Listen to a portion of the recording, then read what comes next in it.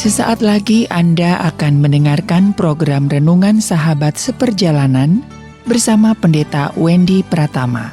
Selamat mendengarkan.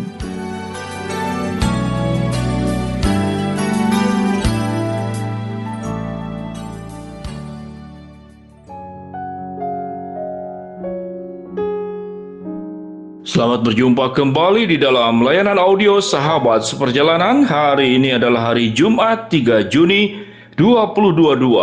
Tema renungan saat teduh kita dengan judul Mengatasi Krisis Rumah Tangga.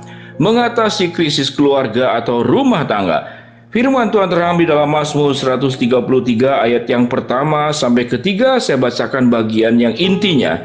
Firman Tuhan berkata, "Sungguh alangkah baiknya dan indahnya apabila saudara diam bersama dengan rukun, sebab kesanalah Tuhan akan memerintahkan berkat kehidupan untuk selama-lamanya." Mari kita berdoa. Bapa yang di dalam surga, kami ingin belajar bagaimana rumah tangga yang ada dalam keluarga kami boleh kemudian mengalami kerukunan dan tidak terus di dalam krisis yang berkepanjangan. Dalam nama Tuhan Yesus kami berdoa, amin. Shalom sahabat seperjalanan yang dikasihi Tuhan. Seorang paman saya berkata sewaktu saya mau menjadi hamba Tuhan, dia mengatakan, "Berkhotbahlah kalau engkau berkhotbah tentang rumah tangga. Karena rumah tangga adalah masalah yang terus akan ada sampai kepada akhir zaman." Itulah nasihatnya. Dari nasihat daripada paman saya, hal ini menunjukkan bahwa masalah rumah tangga adalah masalah yang tidak pernah akan selesai dan selalu akan ada di dalam sebuah proses berumah tangga yang sangat sulit, tetap harus bagaimana dipecahkan dan dicari jalan keluar. Sahabat seperjalanan yang dikasihi Tuhan, mengatasi krisis rumah tangga atau keluarga. Ada banyak persoalan yang menyebabkan krisis rumah tangga. Yang pertama, memang berumah tangga bukan perkara yang mudah. Seseorang yang baik sekalipun, yang punya karakter baik, punya modal-modal yang baik, tumbuh dari keluarga yang baik, belum tentu dia akan mampu mengatasi yang namanya persoalan rumah tangga. Karena mengapa? Karena persoalan rumah tangga adalah persoalan yang boleh dikatakan paling sulit di dalam dunia ini. Sehingga kalau sahabat seperjalanan sudah mengerjakan hal yang sebaik apapun, namun rumah tangga tetap punya persoalan, maka itu sangat wajar. Karena persoalan rumah tangga adalah persoalan yang tersulit di dalam dunia ini. Sahabat seperjalanan yang dikasihi Tuhan, Alkitab memberikan banyak sekali nasihat. Namun ada satu kata yang dicatat dalam Mazmur 133 ayat 1 sampai ke 3. Dikatakan, "Sungguh alangkah baiknya dan indahnya apabila saudara diam bersama dengan rukun." Ada kata diam dan juga ada kata rukun. Ini dua hal yang tidak mudah. Untuk rukun, maka perlu proses yang pertama, masing-masing berdiam diri. Buat apa berdiam diri? Bukan marah-marahan, itu namanya perang dingin. Jadi untuk mengatasi masalah keluarga, masalah rumah tangga, yaitu dikatakan sungguh alangkah baiknya dan indahnya apabila saudara diam.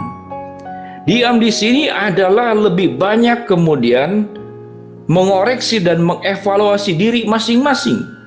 Karena kalau bicara tidak diam, yang terjadi adalah mengevaluasi dan mengoreksi pasangan, mengevaluasi dan mengoreksi anggota keluarga lain. Tetapi sewaktu kita diam, yang firman Tuhan katakan sungguh alangkah indahnya dan baiknya apabila saudara diam. Diam di sini artinya mengoreksi diri kita masing-masing dalam keteduhan dan ketenangan. Di dalam keteduhan dan ketenanganlah maka sewaktu diam kita belajar bercermin. Dan cermin itu adalah firman Tuhan. Apa yang kurang di dalam diri kita? Sahabat seperjalanan yang dikasihi Tuhan, ada mungkin sahabat seperjalanan pernah mengalami sebuah peristiwa kecil di waktu masa sekolah, dan saya pun pernah mengalaminya. Jadi tatkala saya ke sekolah, tidak seperti biasanya. Teman-teman itu mulai banyak tersenyum kepada saya, dan saya merasa mengapa hari ini sedikit berbeda sewaktu ke sekolah tersenyum. Namun senyumnya itu sulit ditafsirkan, ini senyum keramahan atau senyum menghina Atau senyum ada apa? Sampai masuk kelas, kemudian ada seorang teman berkata, "Kamu makan kenapa tidak rapih?" Saya katakan, "Emangnya mengapa? Itu masih ada 2 butir nasi di sebelah di pipi kamu." Baru saya sadar bahwa ada 2 butir nasi karena makan cepat-cepat mau pergi ke sekolah yang saya tidak sadari, yang saya tidak ketahui. Oleh sebab itu, mengapa teman-teman tidak seperti biasanya senyum-senyum melihat saya? Tatkala kita melihat orang lain melihat kita, orang lain akan lebih jelas melihat siapa kita. Tatkala kita bercermin, maka cermin akan lebih jelas melihat siapa kita. Demikian juga dengan kesalahan. Kesalahan pada diri sendiri akan sangat sulit dilihat oleh diri sendiri. Kita membutuhkan orang lain yang untuk menolong melihat kesalahan dan kekurangan kita.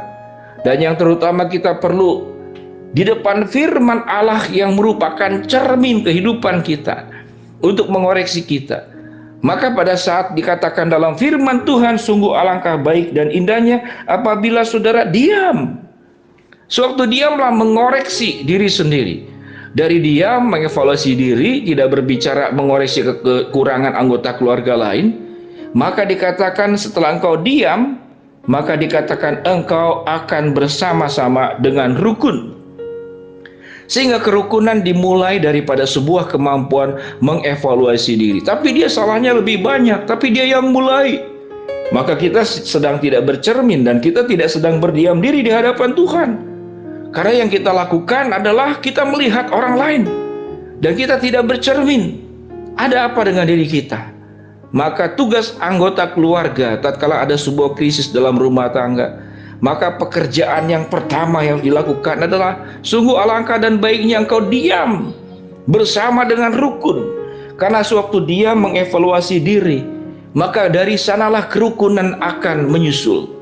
Tidak pernah kerukunan timbul kalau tidak masing-masing diam mengevaluasi, bercermin di hadapan firman Tuhan, dan bercermin dari orang-orang yang objektif melihat apa yang kurang dalam diri kita.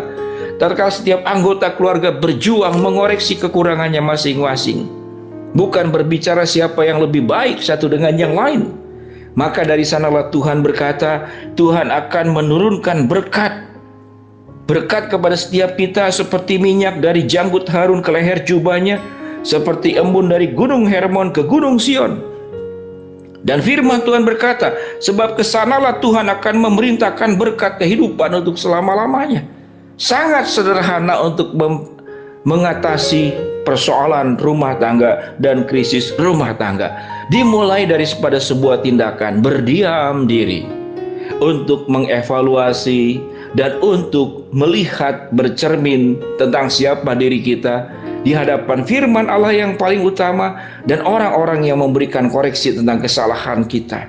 Setelah kita berdiam, maka firman Tuhan berkata, dari sanalah Tuhan akan memberikan kerukunan seperti minyak yang meleleh ke janggut Harun dan ke leher jubahnya, dan seperti embun dari gunung Hermon dan sampai ke gunung Sion. Dan firman Tuhan berkata, sebab kesanalah Tuhan akan memerintahkan berkat kehidupan untuk selama-lamanya. Sahabat seperjalanan yang dikasihi Tuhan, mari kita belajar berjuang, dimulai dari diam, bukan berbicara, bukan membela diri, apalagi mengkritik, saling menyalahkan, apalagi dengan kekerasan verbal ataupun kekerasan fisik. Maka di sanalah Tuhan akan memberkati setiap rumah tangga kita yang firman Tuhan katakan, Tuhan akan memerintahkan berkat kehidupan untuk selama-lamanya. Mari kita berdoa. Bapa dalam surga, terima kasih buat berkat firman Allah, bagaimana kami mengatasi krisis rumah tangga dan keluarga. Kami belajar berdiam dan hidup dengan rukun. Di dalam nama Tuhan Yesus kami berdoa, buat yang sedang sakit Tuhan jamah sembuhkan, yang sedang menghadapi masalah Tuhan bukakan jalan, yang sedang berdoa mengharapkan sesuatu, Tuhan akan kabulkan sesuai dengan waktu, rencana, dan kehendak-Mu. Dalam nama Tuhan Yesus kami berdoa. Amin. Shalom sahabat seperjalanan yang dikasihi Tuhan. Mari berjuang agar rumah tangga penuh dengan keindahan dan kerukunan. Belajar berdiam, bercermin, mengevaluasi diri dalam terang firman Tuhan. Amin.